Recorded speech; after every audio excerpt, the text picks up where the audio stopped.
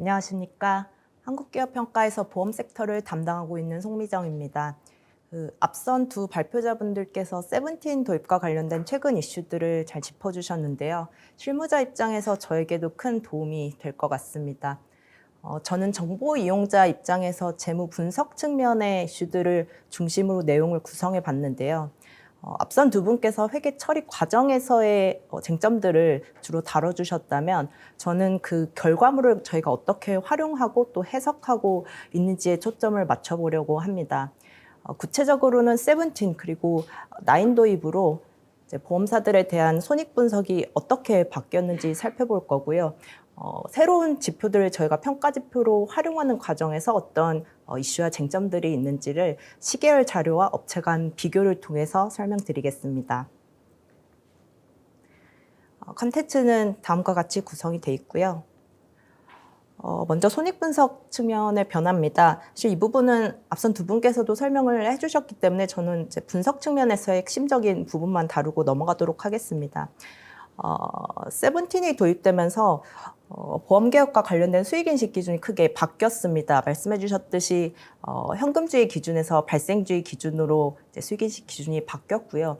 기존에는 이 보험 수익을 구성하는 주된 구성 요소가 단기에 유입된 보험료였습니다. 그런데 세븐틴이 도입되면서 이 현금 흐름과 관계없이 이 보험 서비스 제공 스케줄에 따라서 보험 수익을 인식하도록 바뀌었는데요.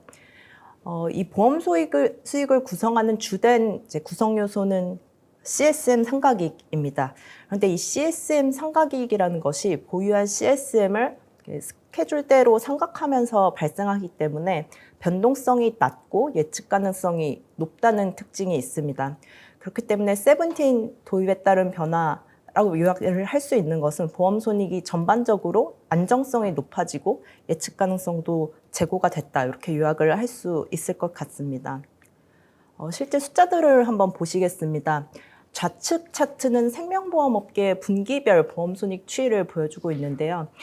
세븐틴 도입으로 보험 손익의 이 레벨과 흐름이 어떻게 변했는지를 단적으로 보여줍니다. 세븐틴 도입 이전인 2022년까지는요, 단기에 유입된 보험료 규모 그리고 단기에 지급된 보험금 규모에 따라서 보험 수익이 굉장히 크게 변동하는 모습이 나타났습니다. 일례로 저축성 보험 취급이 크게 늘어나는 시기에는 보험 수익이 큰 폭으로 증가하기도 했고요. 2022년 하반기처럼 보험 만기가 집중되는 시기나 해약이 증가하는 국면에서는 보험 손익이 적자를 기록하기도 했습니다. 세븐틴 도입 이후에 보험 손익은 레벨 자체가 올라왔을 뿐만 아니라 가운데 차트, 우측 차트에서 보시는 것처럼 굉장히 안정적인 모습을 보이고 있고요. 이러한 효과는 손해보험사와 대형 생명보험사를 중심으로 효과가 두드러지고 있습니다. 나인의 영향도 살펴보겠습니다. 사실 세븐틴 도입 영향에 가려져서 이 나인의 도입 영향이 약간 과소평가되고 있기는 하지만 이 나인 도입 역시 보험사들의 손익에 굉장히 큰 영향을 미쳤습니다. 나인으로 변화 내용의 골자는 역시 금융자산의 분류기준 변경입니다. 지금 아래쪽에 표를 보시면 보험사들이 운용하고 있는 자산을 제가 크게 4가지로 분류를 해놨는데요. 이 중에서 수익증권의 분류 변화에 따른 영향이 컸습니다.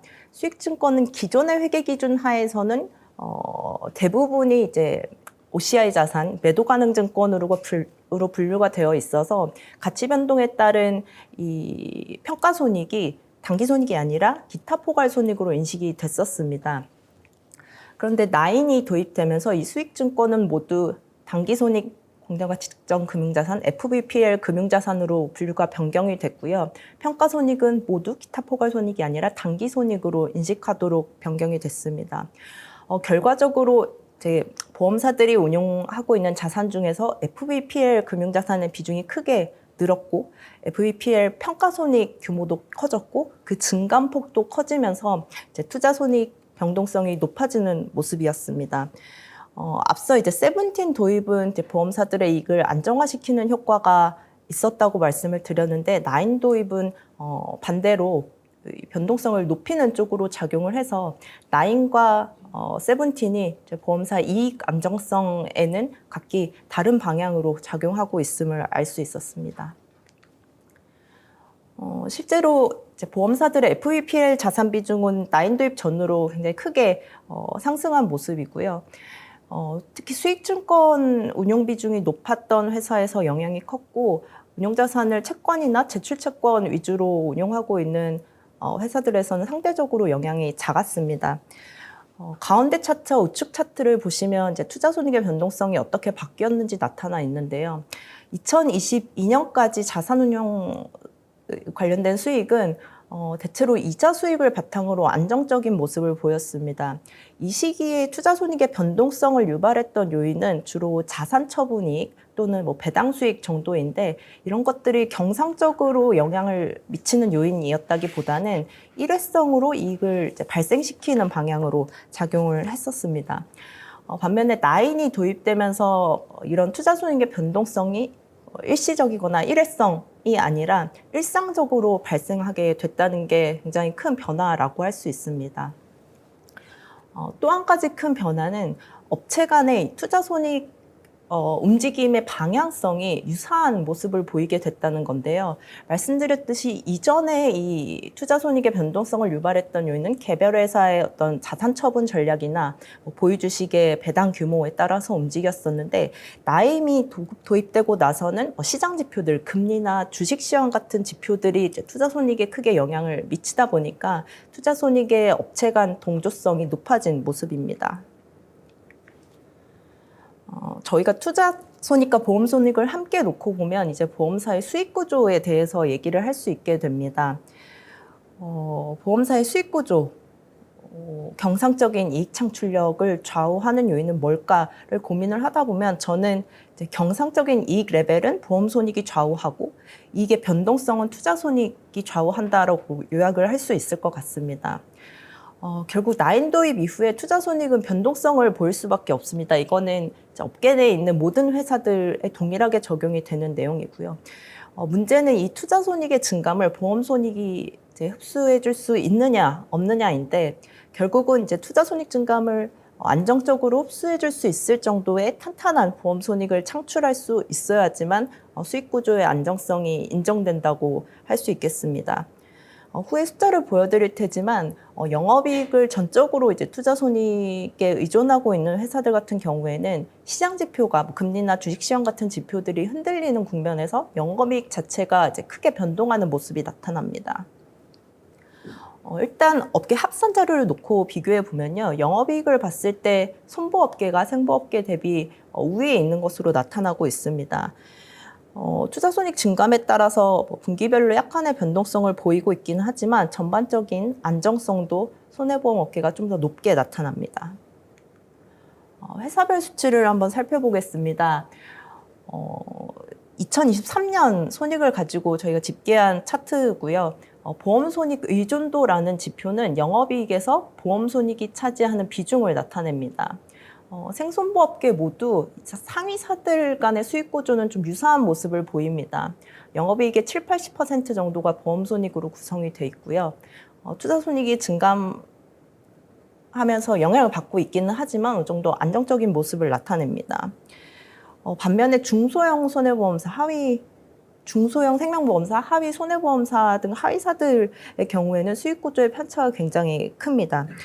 특히 보험이익 규모가 마이너스를 띠거나 아주 미미한 경우에는 이 영업이익이 전적으로 투자 손익에 따라 움직이기도 합니다. 사실 아직 이 새로운 회계제도가 시행된 지 2년 차에 불과하지만 보험사들이 안정적으로 영업이익을 창출하기 위해서는 이 보험 손익이 뒷받침되어야 한다는 점은 분명해 보이고요. 저희도 회사의 수익 구조를 볼 때 이익 규모 또는 수익성 비율 이런 지표뿐만 아니라 이 안정성과 관련된 지표들, 말씀드린 보험 손익 의존도를 포함해서 이런 지표들을 함께 모니터링할 계획입니다. 회사의 수익성은 결국 CSM 나가서는 보험 포트폴리오에 따라 좌우된다고 봐도 무방할 것 같습니다. 앞서 제가 이제 보험 손익에 대해서 계속 강조를 했었는데, 이 보험 손익 께서 가장 큰 비중을 차지하는 요소가 역시 CSM 상각이익이고, 이 CSM은 보유 CSM을 생각하면서 나오는 이익이기 때문인데요. 차트가 보여주듯이 CSM 규모와 영업이익은 꽤나 뚜렷한 정의 상관관계를 보입니다. 사실 그 랭크를 보시면 이제 보유 CSM 랭크와 영업이익 랭크가 투자 손익에 따라서 약간 차이는 있지만 대체로 비슷한 모습을 나타내고 있습니다. 이렇게 CSM과 이익 수준이 굉장히 긴밀하게 연결이 되어 있다는 점 때문에 CSM은 저희 재무 분석자들에게도 굉장히 중요한 지표입니다.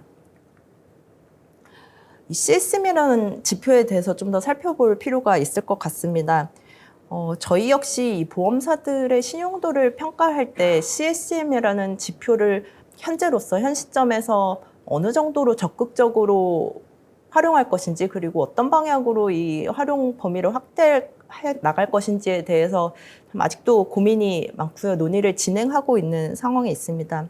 이번 파트에서는 CSM과 관련된 주요 현황 지표들을 좀 살펴보고 저희가 이걸 활용할 때 이슈들은 어떤 것들이 있는지 좀 말씀드리고자 합니다. 먼저 현황을 살펴볼 텐데요. 23년 말 기준으로 보험업권 CSM 잔액은 130조 원 정도고요. 생보험업계, 손보험업계가 규모 자체는 비슷한 걸로 보이지만 외형 차이를 두고 비율로 보험 부채 대비 CSM이 얼마나 차지하고 있는지를 살펴보면 손보험업계가 현저히 높은 것으로 나타나고 있습니다. 그 업체별로 보면 편차는 더욱 큰데요. 오른쪽 차트에서 보실 수 있듯이 이 손보험업계 보험부채 대비 CSM 비율은 거의 20% 이상을 기록하고 있는 반면에 생보험업계의 경우 대부분의 회사들이 10에서 20%에 분포하고 있기는 하지만 일부 회사들은 이 지표가 55% 미만을 기록한 회사들도 있습니다. 저축성 보험 비중이 높은 회사들, 저축성 보험에 대한 편중도가 높은 회사들이 주로 이 비율 지표가 낮게 나타나고 있고요.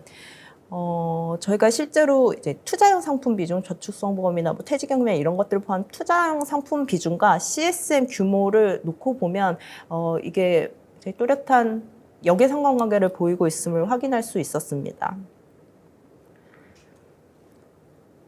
CSM이라는 계정이 이제 회사의 경쟁력을 나타내는 굉장히 강력한 지표인 점은 듣고 계신 분들 모두 동의하시리라 생각이 드는데요. 저희도 이 부분은 공감하고 있고, CSM이라는 지표의 활용도를 어떤 방식으로 넓힐 수 있을까에 대해서 논의를 진행하고 있는 상황입니다. 한 가지 방법은 CSM을 기준으로 이제 MS를 산정해서 시장지위를 판단하는 기준으로 활용하는 방법입니다. 현재 저희 한국기업평가는 회사들의 시장 지위를 판단할 때 그 기준으로 보험료 기준의 MS와 총자산 기준의 MS를 활용하고 있는데요. 만약에 CSM을 기준으로 MS를 산정해서 이제 나열을 할 경우에 대체로 시장 지위 측면에서 이제 보험료 기준의 시장 지위와 CSM 기준의 시장 지위가 대체로 시장 지위는 유사한 서열을 보이고는 있지만 일부 회사들에서 역전이 나타나기도 합니다. 차트에서 보실 수 있듯이 생명보험사들 중에서는 신한라이프 그리고 라이나생명 같은 회사들이 눈에 띄고요. 손해보험사들 중에서는 메리츠 화재의 시장 지위가 상승하는 것을 확인하실 수 있습니다. 사실 이제 이렇게 중요한 지표임에도 불구하고 저희는 아직은 사실 CSM을 어떤 회사별로 상호 비교하고 이것을 서열화의 기준으로 삼기에는 조금 시기가 이르다고 판단을 하고 있는데요. 그 이유에 대해서 이번 슬라이드에서 좀 설명을 드리고자 합니다. CSM이 물론 현재로서도 보험 포트폴리오를 반영하고 있는 중요한 지표이기는 하지만 다른 간섭 요인들 역시 CSM 산출에 영향을 미치고 있기 때문에 저희가 아직 요 적극적인 활용을 조금 미뤄야 한다고 보는 관점인데요. 요 간섭 요인 중에 저희가 첫 번째로 보고 있는 것은 전환 방법의 차이에 따른 영향입니다. 회사들이 이제 세븐틴으로 전환을 할 때 이전에 계약된 이전에 취급된 계약들의 CSM을 산출하는 방법에 대해서 여러 가지 옵션 중에 선택할 수 있었습니다. 어떤 소급 방법을 쓸 것인지, 그리고 얼마나 오래전 계약까지 이 소급법을 적용해서 CSM을 산출할 것인지를 선택할 수 있었고요. 회사들은 이제 부채 관리 부담이나 데이터의 가용한 데이터의 양, 그리고 이 데이터를 처리할 수 있는지 여부에 따라서 전환 방법을 결정했습니다. 대부분의 회사들이 이제 전환을 기준으로 3년 내외 이전 계약까지 소급법을 적용을 했고, 그 이전에 취급된 계약들에 대해서는 공정가치법을 적용해서 CSM을 산출을 했는데, 이것도 업체별로 편차가 굉장히 컸습니다. 부채 관리 부담이 굉장히 컸던 회사들이나 가용한 데이터의 양이 부족한 회사들, 또는 데이터가 너무 많아서 이것을 처리하기가 어려웠던 회사들은 소급 기간을 1년 정도로 짧게 가져가기도 했고요. 어떤 회사들은 이제 수급 없이 모든 전환 이전에 취급된 모든 계약들에 대해서 공정가치법을 적용하기도 했습니다. 사실 문제는 이 소급법을 적용했을 때보다 공정가치법을 적용했을 때 CSM이 과소 산출된다는 점입니다. 이렇게 CSM이 본 포트폴리오의 질뿐만 아니라 이런 전환 방법의 차이에 따라서도 좌우되고 있다는 점 때문에 저희가 이 부분을 추가적으로 고려를 해야 된다고 보고 있고요. 또 한 가지는 계속 논란이 되고 있는 계리적 가정 문제입니다. 사실 이 계리적 가정을 어떻게 설정했는지, 또 얼마나 보수적인 관점에서 계리적 가정을 설정을 하고 보험부채를 산출을 했는지는 언론에서도 너무 많이 다뤄지고 있고, 저희도 주의 깊게 보고 있는 이슈입니다. 앞서 발표자분들께서도 말씀을 해주셨지만, 세븐틴이라는 기준서가 이 회계 기준에 대해서 굉장히 원칙적인 부분만을 제시를 하고, 구체적인 회계 처리 방식에 대해서는 회사의 자율성을 많이 부여한 것으로 알고 있습니다. 그럼에도 불구하고 사실 저희는 이제 많은 회사들의 실적을 같이 비교하면서 보는 경우가 대부분이다 보니까, 이 자율성이라는 특성이 회사 간 일관성이나 비교 가능성이라는 성질과는 참 양립하기 어려운 특성이라는 생각이 들기는 합니다. 금감원을 포함해서 금융당국에서도 비슷한 관점에서 이런 가이드라인 시행 같은 조치들을 시행을 하신 걸로 알고 있고요. 향후 이제 시행될 추진하실 조치들도 비슷한 관점에서 계속 추진을 하시리라 예상하고 있습니다. 저희는 이 CSM이라는 지표의 안정화 속도를 검토를 해서 이 활용 범위를 점진적으로 늘려나갈 계획입니다. 우선 전환 방법의 차이에 따른 영향이 어느 정도로 소멸되고 있는지를 계속 모니터링을 하고 있는데요. 결국은 이제 세븐틴 이전에 취급된 계약들의 CSM이 많이 상각이 되고, 신계약 CSM을 충분히 확보해서 전체 CSM에서 전환 이후에 취급된 계약의 CSM이 높은 비중을 차지해야지 이 지표의 비교 가능성이 어느 정도 확보될 수 있을 것 같습니다. 실제로 신계약 CSM 확보를 통한 이런 희석 효과는 굉장히 큽니다. 기초 CSM 대비 생명보험업계는 2023년에 25%, 손보업계는 22% 수준에 해당하는 신계약 CSM을 확보했고요. 기존의 이제 공정가치법으로 평가해서 산출한 CSM의 상각률은 8% 수준으로 이제 전액이 상각되려면 시간이 좀 걸리겠지만, 이런 신계약 효과를 고려했을 때 짧게는 3, 4년 정도가 지나면 이런 전환 방법의 차이에 따른 영향은 유의미하지 않은 정도로 좀 축소되지 않을까 예상하고 있습니다. 금융당국의 조치들도 저희가 주의 깊게 보고 있는 사항 중에 하나이고요. 사실 이러한 조치들이 일시적으로는 이 지표 해석의 혼란을 야기하기는 합니다. 일례로 작년에 이제 가이드라인이 최초 적용될 때 일부 회사들은 이것을 제도 변경의 영향을 좀 분리해서 공시한 회사들도 있지만, 대부분의 회사는 아니었기 때문에 어느 정도가 이제 경상적인 수준의 CSM 조정이고 어느 정도가 제도적 변경의 영향인지를 저희가 분리해서 파악하는데 좀 어려움이 있었고요.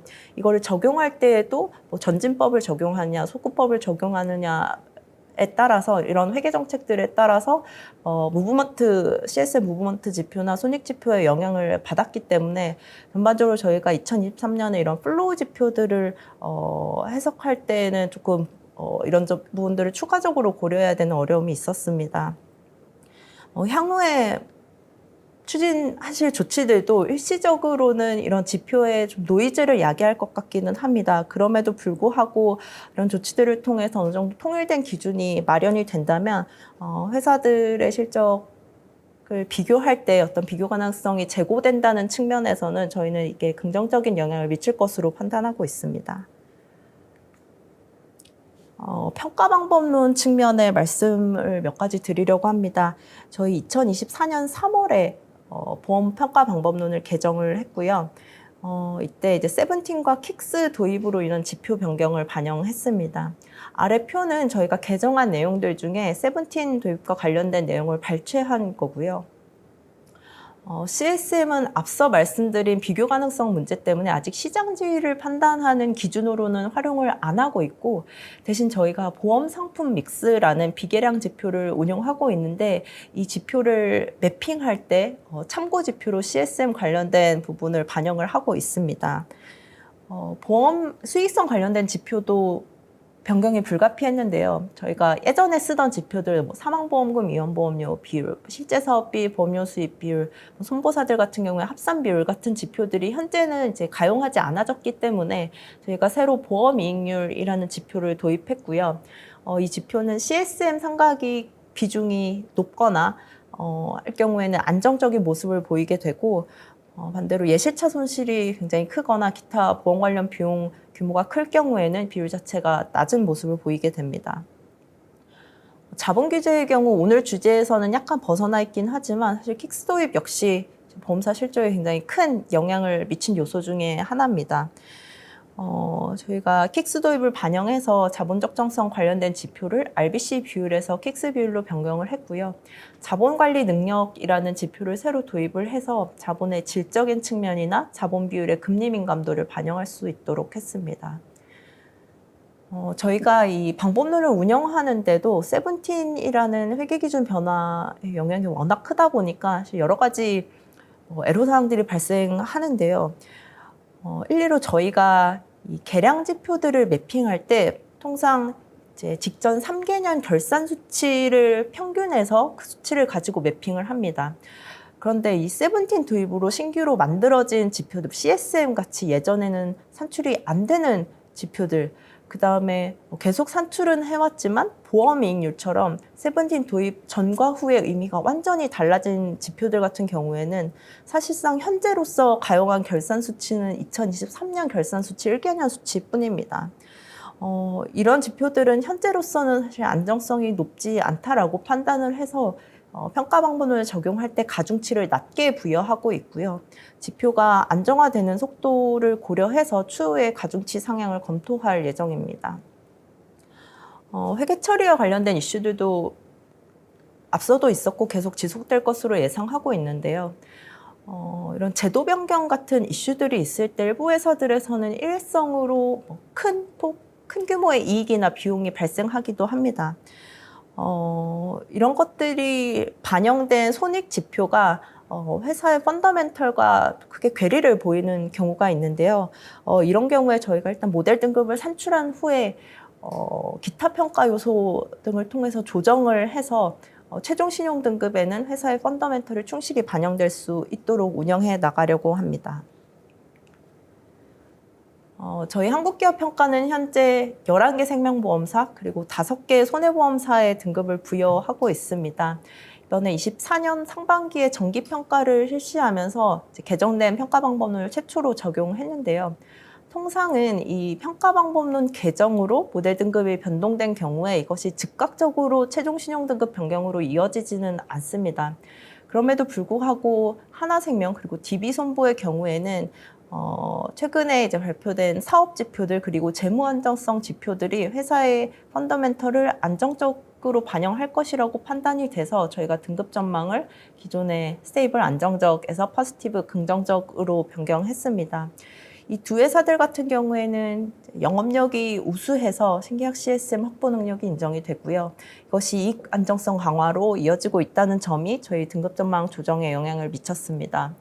자본관리 측면에서도 RBC 제도 하에서보다 자본 비율 자체가 많이 제고가 됐고 안정화됐다는 점도 저희 등급 전망 변경의 주된 요인으로 작용했습니다. 반면에 이 킥스와 IFRS 17 도입 이후에 지표가 크게 저하되거나 변동성이 높아진 회사들도 있는데요. 이런 회사들에 대해서는 하반기에도 모니터링을 계속할 계획입니다.